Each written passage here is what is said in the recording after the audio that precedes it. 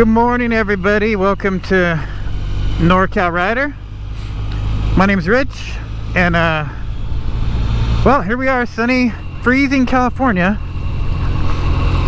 It's been wild this year. It's probably, I don't know, 39, maybe 40 degrees right now. Anyway, this is gonna do another episode of the Bridge to Bridge vlog, motovlog series. I think this is the second one. Anyway, we're gonna ride under a couple bridges, and in the meantime, in between, we're gonna talk about something and kind of go over a little idea I have. But anyway, here's the first bridge. So the topic for today's vlog is the SaddleSore 1000, which is it's a distance ride, and it's part of the Iron Butt Association. And what that is it's an organization that tracks and puts out some long distance rides, a bunch of different ones. And the SaddleSore 1000 is one of the rides that they kind of promote. A lot of people do. It's kind of the first one. But anyway, it's 1,000 miles in 24 hours. Sorry, the bike's a little cold right now, so it's trying to stall. This bike's carbureted, so it takes a while for it to get going. Anyway, 1,000 miles in 24 hours. You can do it a few different ways. You can go straight 1,000 miles somewhere. I live in Northern California, so that would be like somewhere in Colorado or South Dakota or something like that. Or you can go out and back, so you go out like 500 miles and then back 500 miles. That's kind of the plan for what I'm thinking about doing. It's going up to maybe Coos Bay, Oregon is about 500 miles from here if we go up the coast. So that's kind of what I was thinking. Or Wendover, Utah, right on the border of Utah and Nevada and back. So I heard about this a couple years ago, and I was like, man, that sounds really cool. But I just don't know. I'm going to do it this year. I just don't know what I'm going to do it on. So this is a 2004 Triumph Bonneville.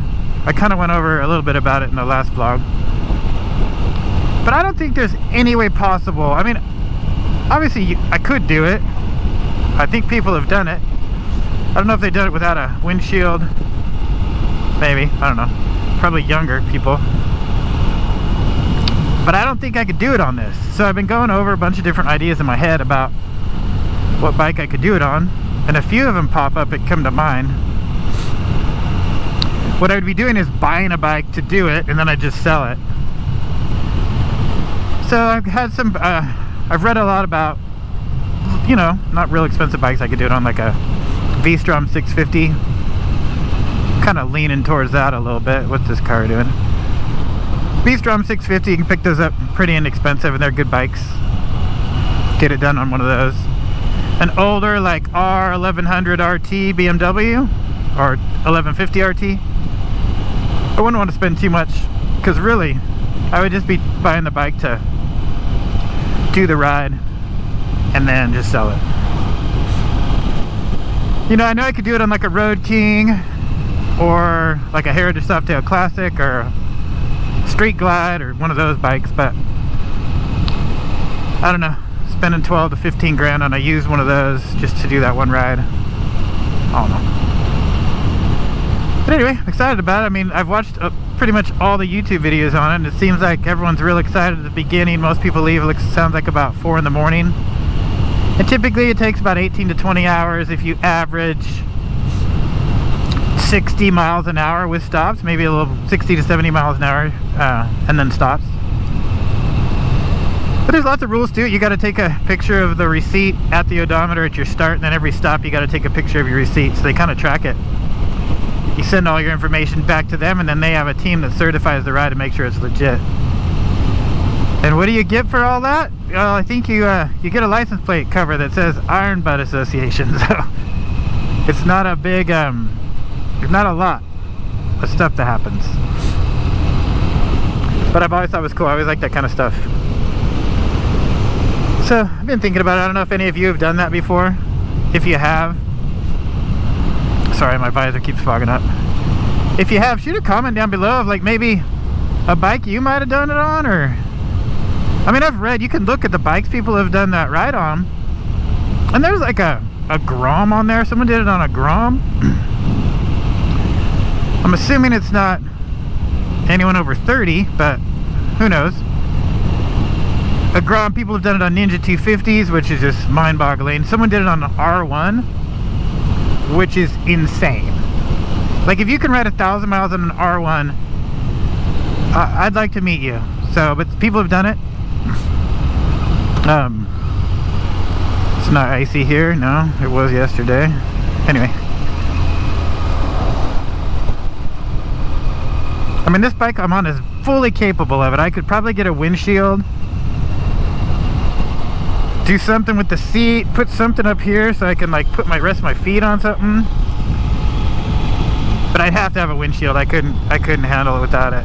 But this bike could do it. Pretty interesting though. They have other rides too. I mean, I think the next one's called a butt burner, and that's 1,500 miles in 36 hours.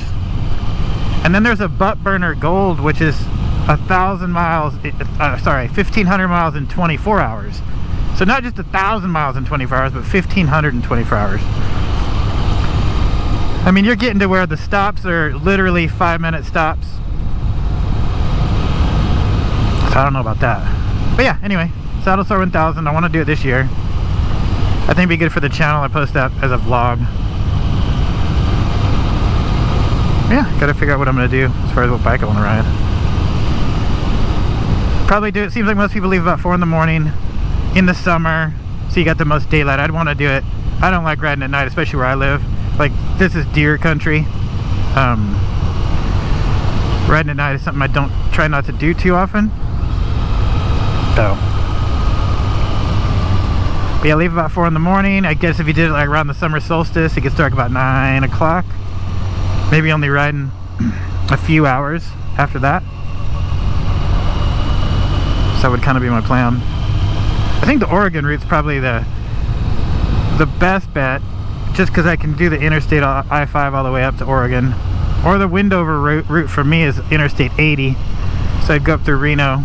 I live up by Tahoe, by the way, like 45 minutes below Tahoe on Highway 50.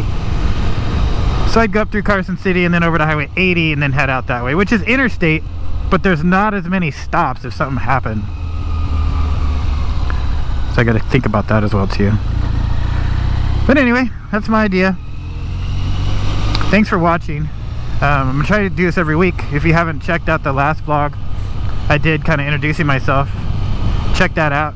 We're coming up to that second bridge. I kind of call it the bridge to bridge vlog. So this is where we'll go for today. But I'm gonna post videos on every Sunday, a little topic, and we'll do other stuff too.